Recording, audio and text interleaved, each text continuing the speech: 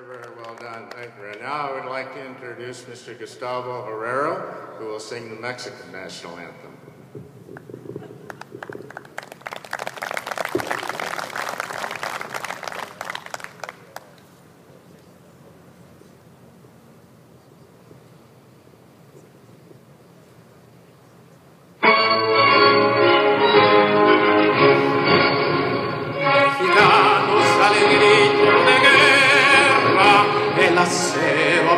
Y el grito y retiembla en sus centros la tierra al sonoro rugir del cañón.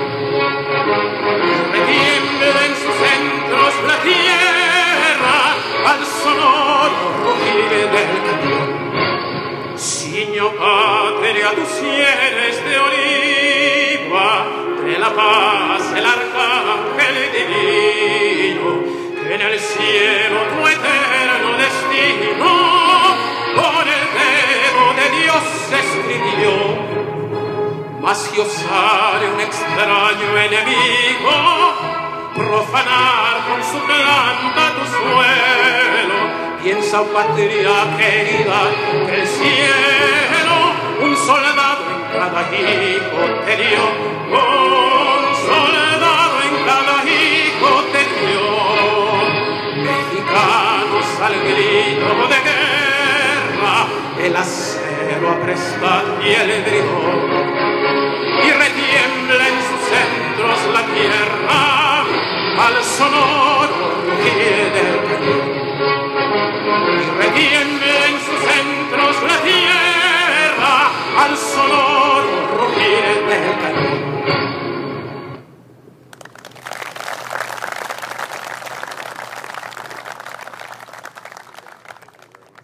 Thank you.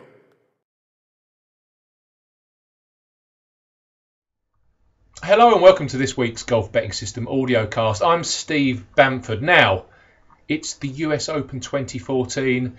As many regulars will know, shirt and tie, it has to be a major championship. Yes, the second major of 2014, the US Open, is set to be an absolute cracker. Lots and lots of intrigue this week because everything's up in the air.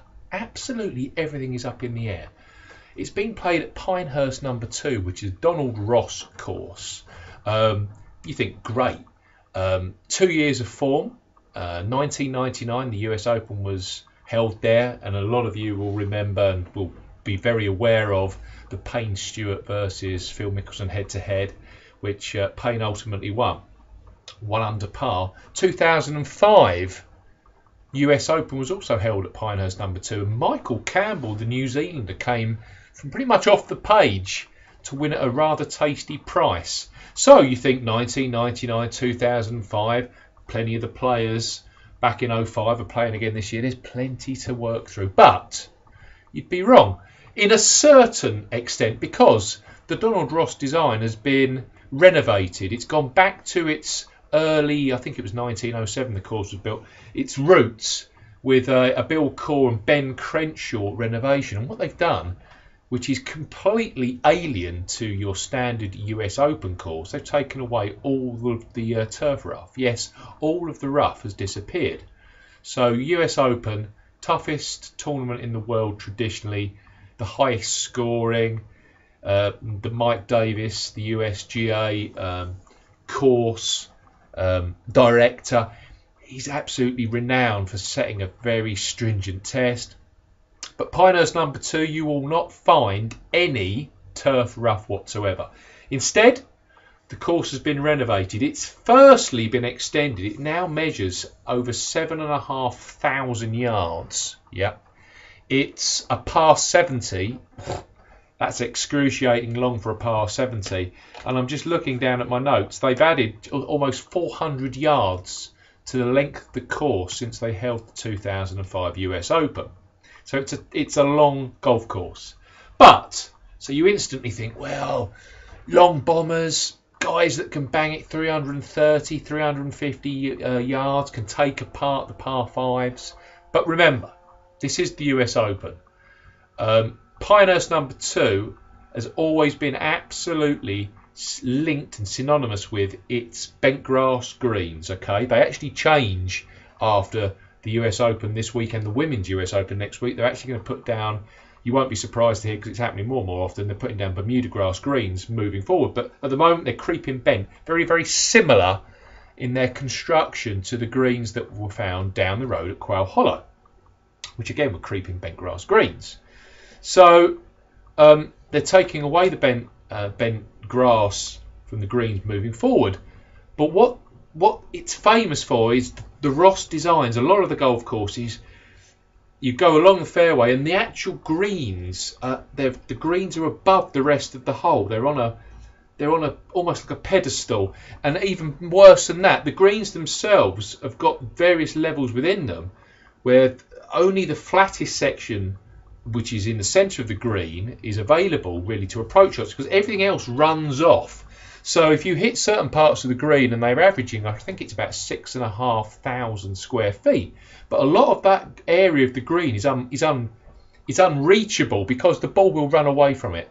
And with the lack of turf rough this year, as opposed to 2005, the ball is going to trundle away into collection areas. So, in essence, it then becomes very similar to courses like Augusta, which is an obvious one, but also places like the Golf Club of Houston, where you do get these collection runoff areas.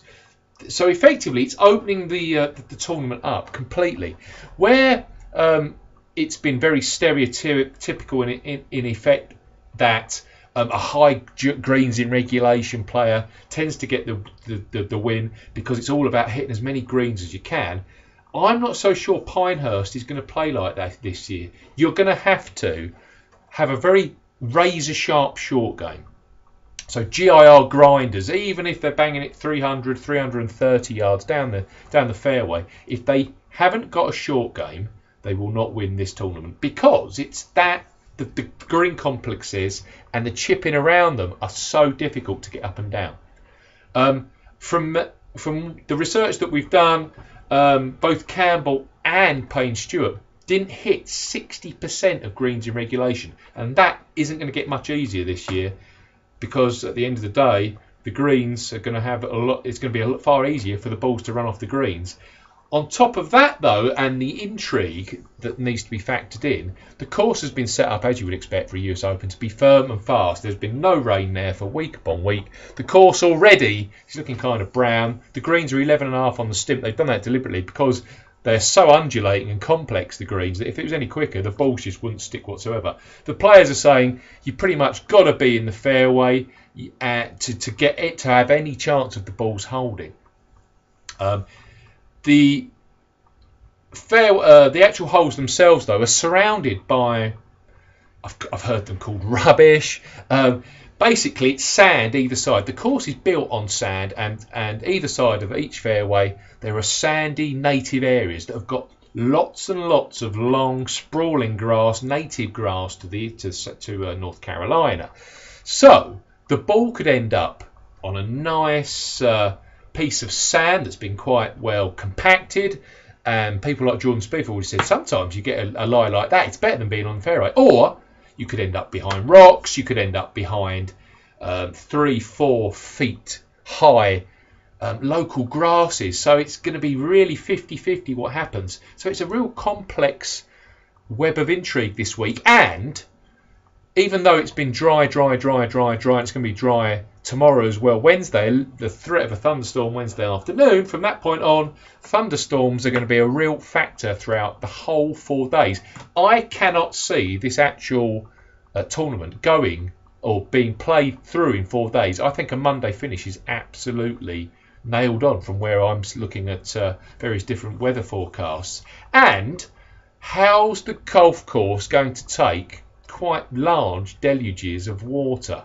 So lots of people are very, very keen on Rory McIlroy, because we all know McIlroy plays brilliantly on wet, soft golf courses. But the US Open, Mike Davis already made people aware that this course drains extremely quickly. The greens at Merion drained very quickly, if you remember. And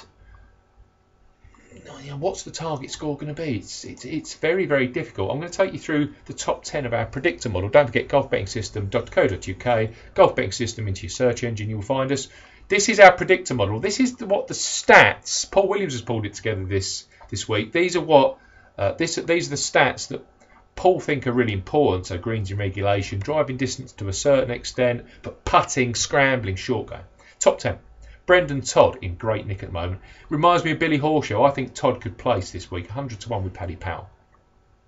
9 is Justin Rose, defending champion. 30 to 1 with 888 Sport. John Senden, another with a real life chance for me. 100 to 1 with 888 Sport. 7 is Billy Horschel. 90 to 1 with Stan James. Eating a lot of greens in reg. And Hideki Matsuyama could be a real candidate this week. 45 to 1 with Bet365. I didn't like what I think is inconsistent long iron play. Top 5, Dustin Johnson, 35 to 1, South Carolina boy, 888 Sport. 4, Jim Furyk, 45 to 1 with Paddy Power. Matt Kuchar is at 3, 28 to 1 with Paddy Power. 2, Sergio Garcia, 35 to 1 with 888 Sport. And Rory McIlroy, top of the shop, 12 to 1 with Ladbrokes. Every bookmaker this week has gone 6 places each way.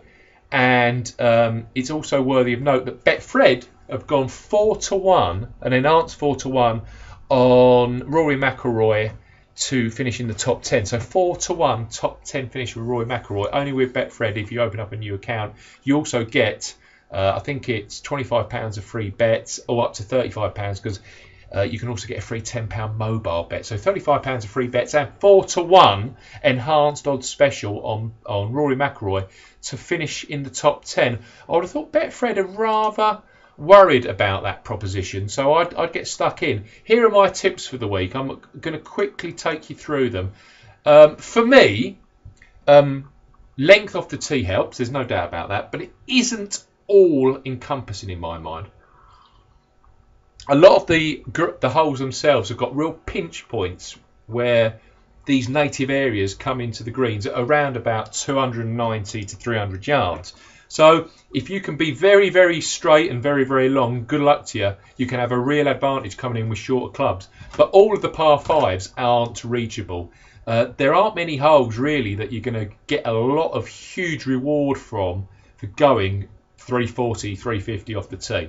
And that, to me, brings in shorter players into the mix as well. I'm going 1.5 points each way, 28 to 1 with Paddy Power with Matt Kuchar. You just get the feeling with Kuchar, technical golf course player extraordinaire, and he's developed that skill. That wasn't natural to him.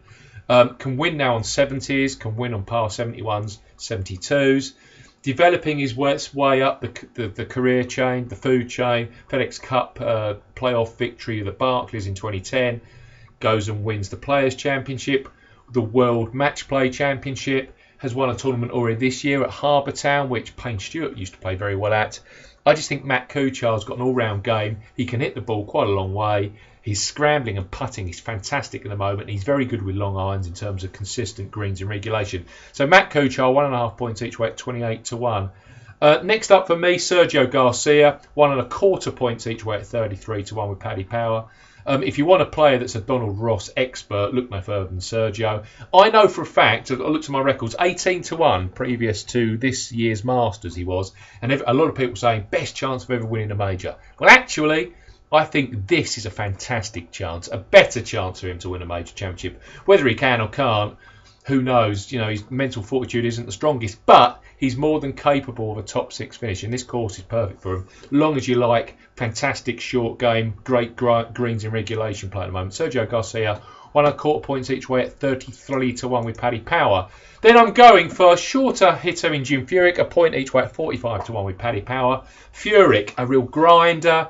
Bogey avoidance is fantastic. So is Sergio Garcia's, so is Kuchar's. And the same can be said for my last 2 sips. They avoid bogeys. Par is a real privilege on this golf course. I think it could play under par. But bearing in mind, Payne Stewart's the only player ever to break under par at the 1999 US Open. This will not be a gimme. I can't see this being a congressional. Jim Furyk, second at the very long Quail Hollow last month. playing very well from tee to green and scrambling astonishingly well. I think Furyck's a great shout. 2003 US Open champion. And then finally, I'm going for two local Carolina guys, okay?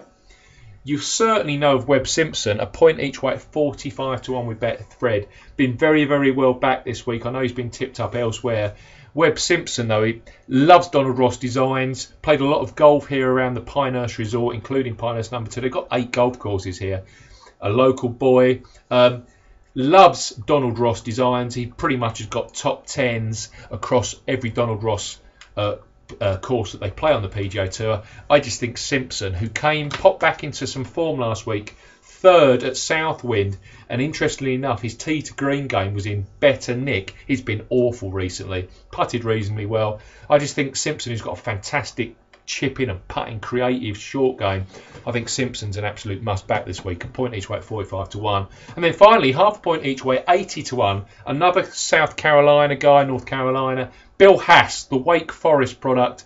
I just think Haas needs to step up to the mark in majors. He's got top 20s across all 4 majors, top 5s, top 6 in World Golf Championship events, at Firestone, at Doral. Come on, Bill. This course is perfect for you. He's long, he's accurate, he's got great GIR ability from above 175 yards, and he's a good putter and a fantastic chipper. This course is fantastic. He's perfect for Bill Haas. So half a point each way, 80 to 1 on Bill Haas. So Haas, Simpson, Furyck, Sergio Garcia, Matt Kuchar.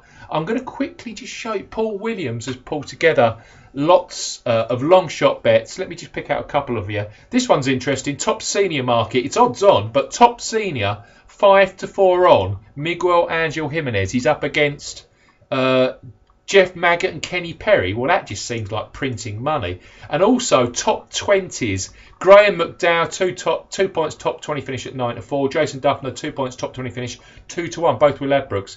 Thank you for watching. Don't forget, come to Golf Betting System. You can read all of Paul's long shots and my tip commentary. Thanks for watching. It's been a packed show. The US Open, very, very exciting. I will see you again next week.